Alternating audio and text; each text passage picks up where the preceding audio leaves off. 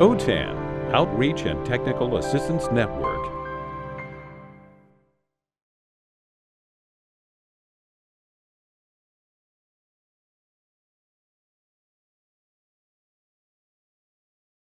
So welcome fellow colleagues to this session. The session is on effective practices for high quality online teaching.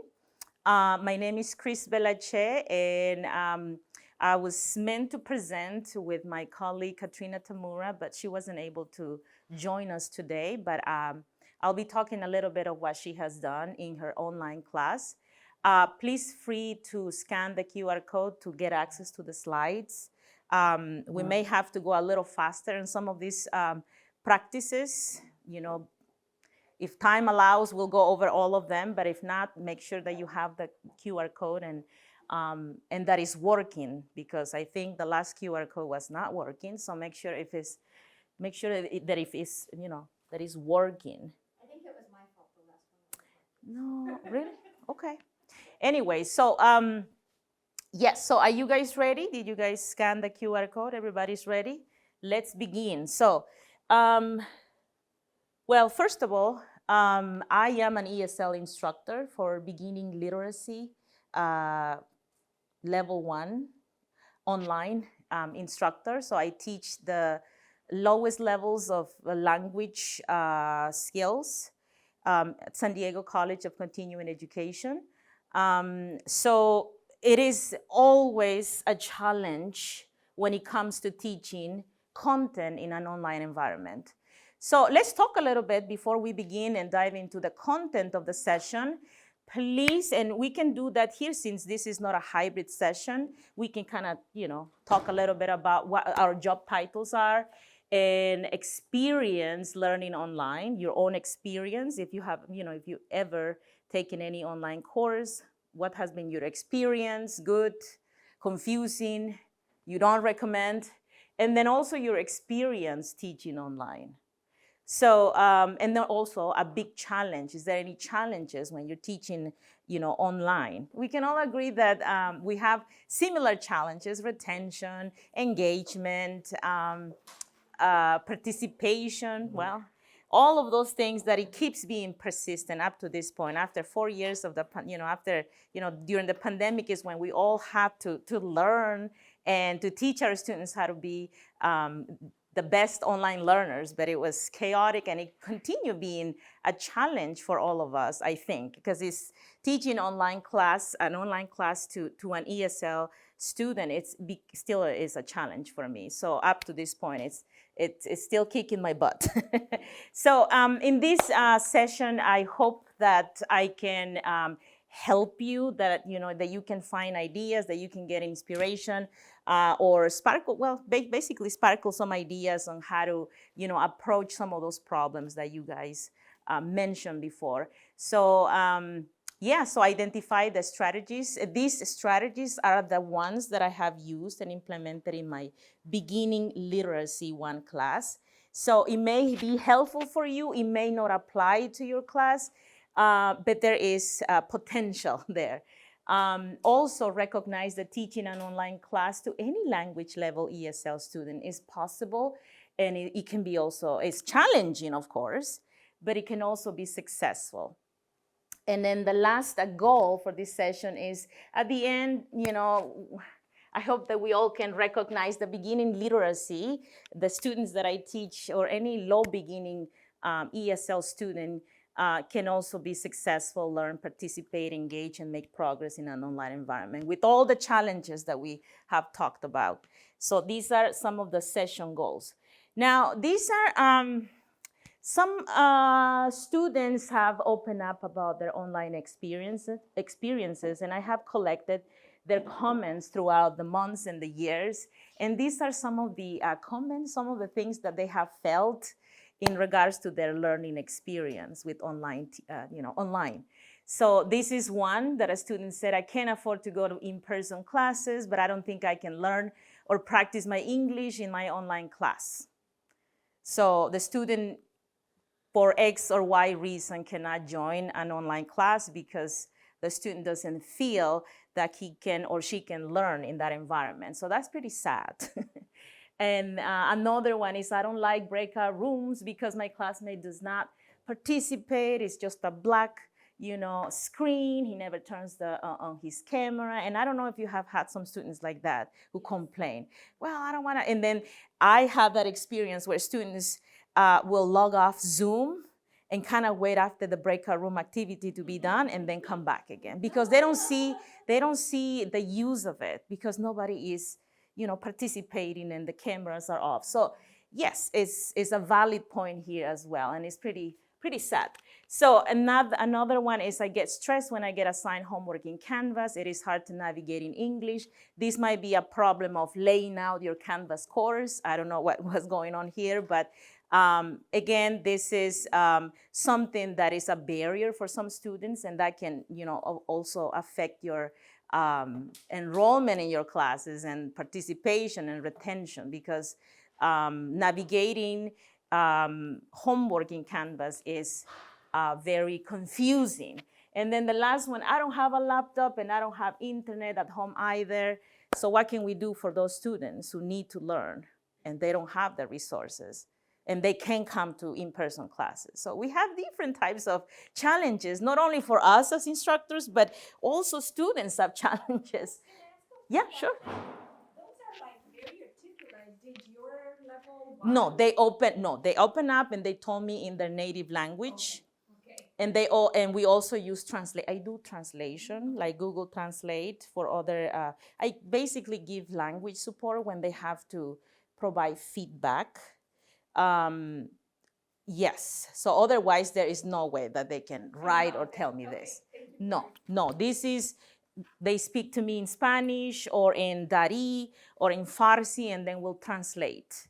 But yes. So these are just some of the comments that they have mentioned to me as to why they stopped coming to online classes. So one of the practices that one of the effective practice for online teaching is to build community. Building community before. Now, this is before classes begin. Oftentimes, we begin our courses like right on time. Like, if the class began on Monday, then that's when we're supposed to be, starting the class. But this is an excellent, excellent piece of advice to begin that community building a week before classes begin. And this is some examples that I use. How do I communicate with my students a week before my course begins? So I send out emails. And because my class is online and it requires a lot of things to get ready, I chunk the information. So I will, email my students an introduction of myself. Hello, my name is Chris. We'll have class next Monday. Nice to meet you. So I'll send out an email with a little bit of text.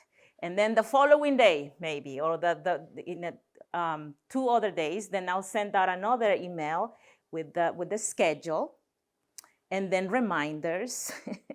And then basically I chunk the information so then they can, read it and then digest all that information. They identify who am I and, the schedule, the syllabus, or anything that they need to have before classes begin. That week before classes begin will give students time to get ready, and you can anticipate, any problems. You can solve those problems within that week window. So that is a really, really good best practice that it has helped my class. I also send out videos. I like to create short videos, like a minute video, 1 minute video of introducing myself so students can see me. And this will be related to the humanizing piece of, the digital environment. We want to make sure that students can see you, that, you're a cool teacher and you're smiling and, hey, I am here to help you. Nice to meet you. So I create these YouTube shorts that are very easy to make if you have a YouTube account.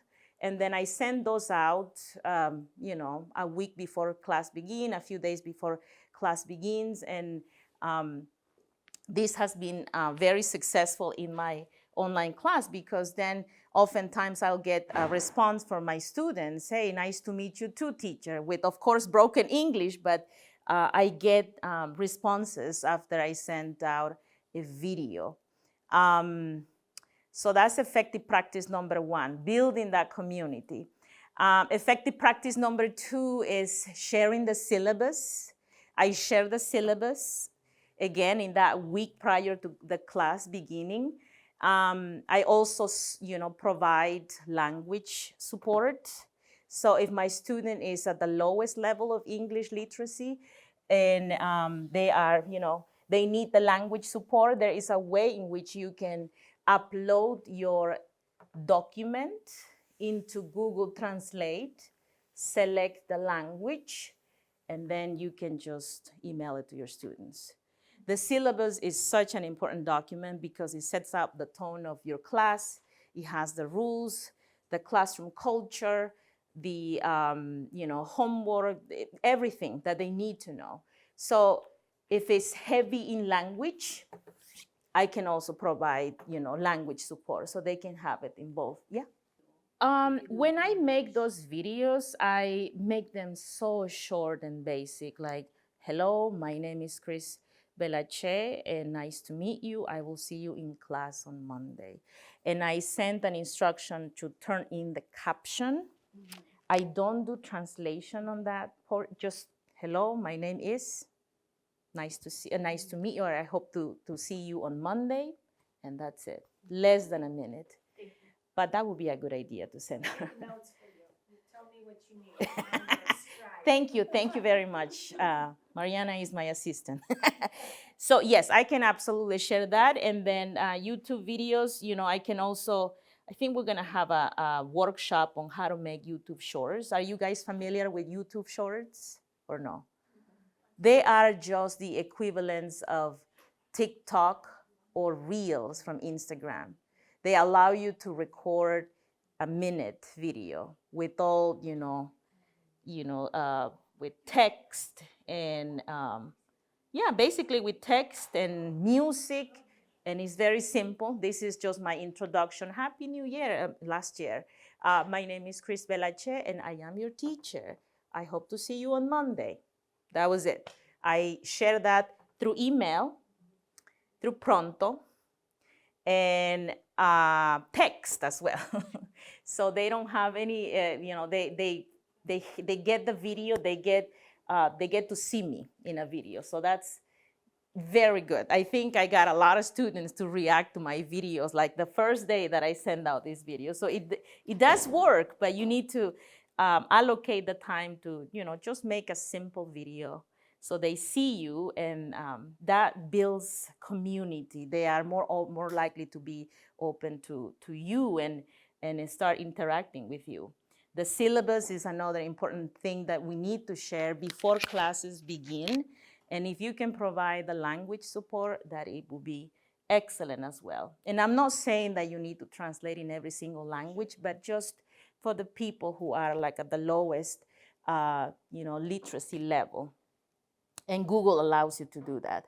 This is also, this is an example of my co-presenter, Katrina Tamura, an excellent ESL instructor from Miracosta College. She was supposed to be presenting here with me today, but she wasn't able to make it. But she created this liquid syllabus. Are you familiar with liquid syllabus? Liquid syllabus is just a digital version of your syllabus. It is kind of like a newsletter, like a little website where students have access to your syllabus. So instead of having students a week before your course begins logging into Canvas and then they're logging into their email, student email, and then click on the syllabus, just make your syllabus available in a website so they can just click, check. You can even embed your video, pretty much a little introduction of who you are, important information, just with a click.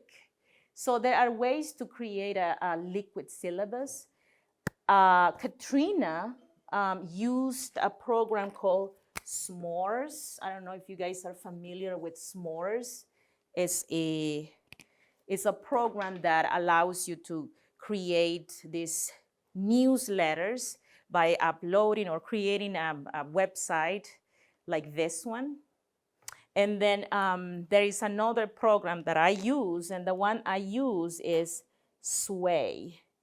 And I don't know if you're familiar with Sway, but I can write it over here and I can send you some links. Sway is the Office 365. If you have an account, an email through Outlook, you should be able to have the app called Sway. With Sway, you upload your syllabus and Sway will convert everything into a website. And that's it.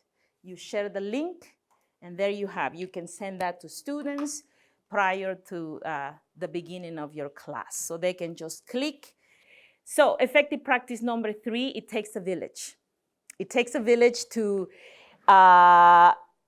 get students on board, get students to persist, get students to be engaged into your online classes. So please, I have found that offering students support prior to finding a problem in the future helps. So I would encourage students to make time to get in person, if possible, technical support. Oftentimes I have students in class and they have a technical problem and teacher, I don't see this and that, my Zoom, and then the family members try to translate and it's chaos. So what I found throughout the months and the years is that if you offer in your syllabus, these are the support that your school has. You can go to this place and these times and these days. Please go and make an appointment to get support on your internet at home. It might be a problem for their internet. We don't know because I cannot diagnose what the problem is because we are online.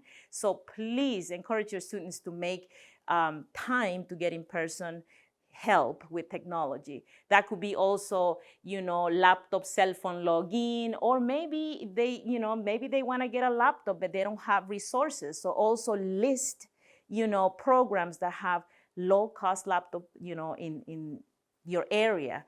I linked some of the things that we use in our district, like the San Diego Futures Foundations. It's a great program that allows individuals to have access to low-cost computers, internet. So having, a list of support helps. So if there is a problem in the future, all right, let's check your syllabus. What support do we have? You need to make an appointment. So that is a great solution for potential problems in the future. So it takes a village, it takes all of us to help students be successful in an online environment. Effective practice number 4 is the first few weeks. This is what I do, and it has helped my class because it's less chaos. So I create a routine. And what is the routine? I'm gonna click this and you'll have access to these slides, but I present my class and we go over each slide one by one, almost every day. So students know what to expect.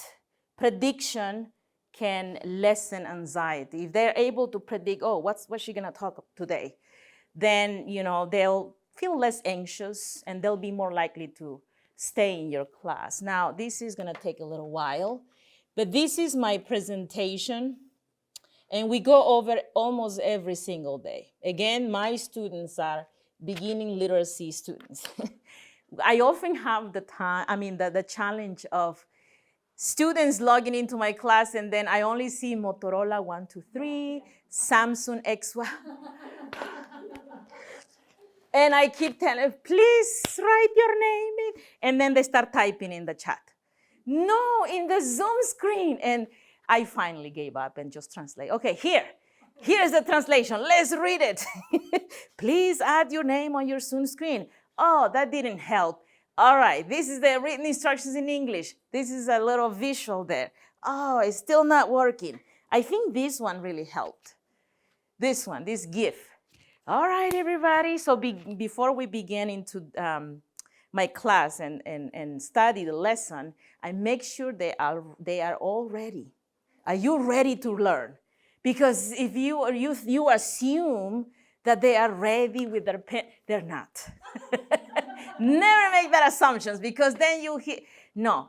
I always begin with, let's make sure everybody has names on their accounts. And that's every single day. And at this point, I think they're getting much better. But yeah, little things like that can help. And if you repeat them over time, you are helping them remember. Well, another thing that I do is, before we begin our online class, are you ready to learn today? Do you have rule paper, eraser, pencil? No, yes, okay, very good, very good. So let's go to the next slide. Please, this is so important, and this is so good, because a lot of the students think that if they mute themselves, they won't be able to hear me. And I keep telling them, okay, when you mute yourself, you can hear, you can listen to me. If you unmute, you can talk. So we've been going back and forth with, the importance of muting so they can listen to me. And then I show them the picture over here. Is she happy? No, look what's going on here. Somebody in the bathroom, and then they start laughing here. And then dancing, and then I don't know what's going on here. But please mute. Mute yourself. We're going to begin the class. So that's something that we do every day. So now at this point, they are very good with that, along with their names and, their material that they have to have. And then, all right, so when everybody's ready, all right, welcome. We're going to click on the recording button. So welcome to English Literacy Online, Level 1. My name is Vela, blah, blah, blah. And I tell them my email every single day. Here's my email. You have problems, please email me. Let's check my email. Let's read it, because we're reviewing the alphabet. C, V, and then what's this? At, SDC, dot. So at this point, they're good with that. But because we repeat it almost every day. And then we go over their school, because, this is a great reference, because if they have problems with technology, I often tell them, please make an appointment in your school, Mid-City campus, address, when is it open? You can call. They can help you with computer problems, internet problems, Canvas problems. Please go to school, because I cannot help. Another thing that we do is to talk about the schedule. Some people get confused, like how many days do we study English? And that's okay. So we go over all of this every day. Here's your schedule, and we repeat schedule. We study English Monday, Tuesday, Wednesday. What time? We read it. And then the calendar, my school calendar. When do we have vacation? When is this? When is President's Day? Do we have class? And then this part, visualizing themselves in the length of in which they have to study class is good. I think it empowers them to see that, they are 18 weeks until they get to English 2. So, but we have to study hard. And right now we are in week number 5. Visually, it helps them to see that they're working towards something, which is English 2. So this also has been helpful.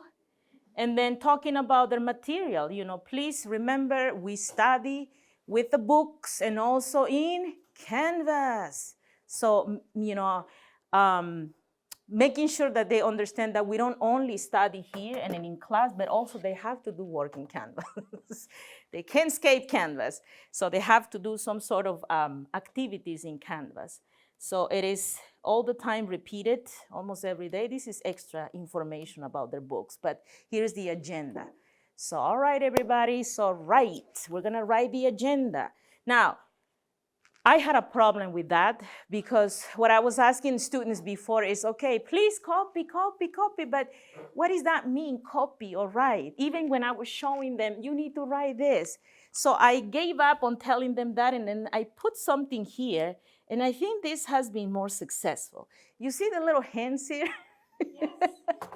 so, so all right, time to write, everybody. And they see the hand, they see the paper. Now they can, I mean, there is no way they don't understand that. I mean, visually, okay, paper, write. So a lot of visuals, this is my 8. I'm not gonna show you that, but a lot of visuals here for them to be successful. So they see how the class flows with important information that they need to remember, and also, the introduction of the class. So that is effective practice number 4, creating a routine. Create your slides and make sure that you follow them, as is, and so then students can predict. That can help a lot. Another practice, effective practice number 5, is the Zoom toolbar. The Zoom toolbar. If you're using Zoom on your online classes, this is so important. I cannot tell you, I mean, you need to spend time on students to identify, at least the chat. We are asked to make sure that our students show engagement, participation. And if you have 36 students, all beginning literacy, how do you ensure that? You have to give multiple opportunities for them to show that they are getting the content. This will be the formative assessment. I think we're gonna give a session tomorrow on formative assessment, but the Zoom toolbar is so important. And I put here how it will look like on a cell phone. So when I say, okay, Boniface, unmute or mute or, chat, put your name in the chat. So then we go over where they can find the chat from their cell phones. And we spend time on, because I have other students who have laptops, I spend time on locating or helping them locate the chat in a computer. So that is so, so important. So they're able to participate. Now, I have some, these one are some instructions that I have created. And this is to solve, or give them the language of technology. I create all these 31 class instructions in an online environment. So they are preparing their ears to hear the English that I will likely say. For example, mute, everybody. So they'll understand, oh, what is mute? Mute is to listen. Mute is so I can listen to Chris. Mute. It's not, I'm gonna mute and I won't be able to listen to Chris, because it seemed that was the problem before. Mute. Classroom instruction number 2, unmute to talk. Classroom instruction number 3, type your name in the chat. So type, you're typing. What is type? Is it right? So we go over each instruction. Not all of them, because there are so many, but we do have to go over these, so then they get used to the language that they will hear, not only in my class, but also when they transfer to other online classes. Type your name in the chat. Or take out your notebook. What does that mean? Take out your notebook. So here's the teacher in your computer, and if the teacher says, take out your notebook, students, take out your notebook. Take out. Now, in an in-person class, I can demonstrate, but how do you do that in an online environment? Unless you translate, unless you find a picture. So I created all of these instructions so they can be more successful when I ask them to do something. Take out your pencil and eraser, or sharpen your pencil, or what else? Open your notebook. Just simple instructions so they get used to the language in an online class. Write or trace the letter. This is the part that I've been doing with them. So we've been learning how to use the annotate tool in the Zoom toolbar.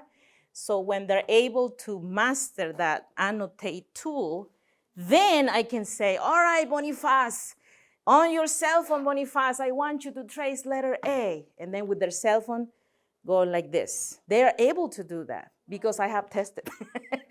So there is more opportunities for them to participate other than just listening to you and writing and listening.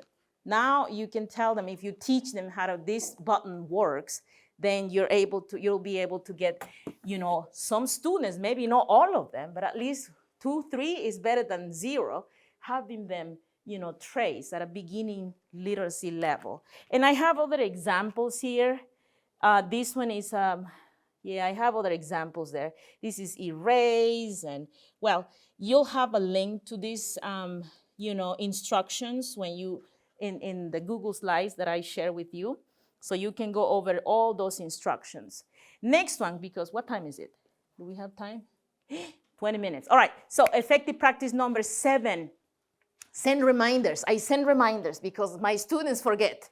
We have class today. Where is the link? Where is the Zoom link?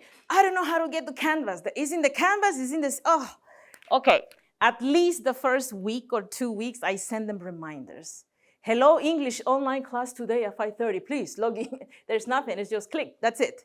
The first 2 weeks. And I think after 2 weeks, they get it and they don't need that reminder anymore. But it is so important that well, at least in my situation, that I send them reminders that class will begin soon. So, and you can set it out in your email, so it goes automatically at any time, on any day you want. And yeah, for the first 2 weeks at least.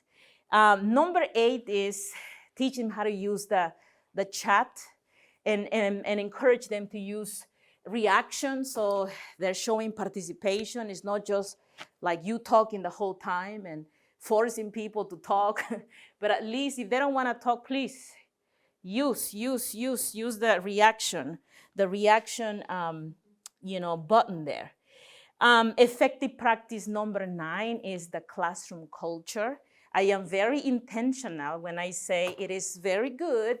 It will be very nice when we go to breakout rooms that we show our faces and we talk to our classmates, even if it's for 2 minutes. So we go over the classroom culture. What is it that you want your online classroom to be like? So I created, again, you'll have access to the link of this, and I have language support there. So students will be receptive if you show them what is it that you want them to do in your class as part of your classroom culture. I also put, hang on here. I think this one is an example. Also, I link, this, they get a certificate if they complete all of this. So we go over all of this. These are all the things that you have to do in order for you to get this certificate. So having that, I think, can empower them to thrive and to persist and to keep going with their English. Classroom culture and your contract. What is it that you need to, what is it that you're expecting students to do in order for them to get a certificate? Be very intentional and open about that all the time. And they'll be receptive and they will get empowered. This is, I think, the last one. So effective practice number 10, make yourself available in different ways. Our district has Pronto in our Canvas LMS. I don't know, some districts use all the LMS and different types of tools, but our district has the Pronto. Do you guys use Pronto? It is just like a WhatsApp, tool, texting tool. So this is already integrated into Canvas, but I ask students to download it to their phones so they can easily they can easily communicate with me in case there is an emergency. So yes, allocate some time to teach them, how to use Pronto or how to download the app. Again, if we go to effective practice number 2, allocate time or encourage students to make an appointment for in-person technical support. This is where you can kind of link, the need for them to go to class or to go to school and get the support they need. So yeah, in your syllabus, require digital tools, Pronto, Canvas, student email, and Zoom. If you have problems with this, please go make an appointment. We have all of these resources. I cannot help you, when we are having a class, but these are the resources. So again, have that list ready so they can, then you can refer them if they need that support. They know what to do. What else? And then we also have Canvas discussions, which is another great way to get students, build digital community. Padlet, I don't know if you're familiar with Padlet. It's just a tool where everybody can post on a wall. WhatsApp, some teachers in my district use WhatsApp. Other districts do not allow WhatsApp. They use Pronto. Flip, are you familiar, are you familiar with Flip? Flipgrid, video making tool. So there are many ways to create that digital community because, that's beyond the class. If you want to, continue that or strengthen that community beyond the class, these are great tools to have students use to continue with that, fostering community.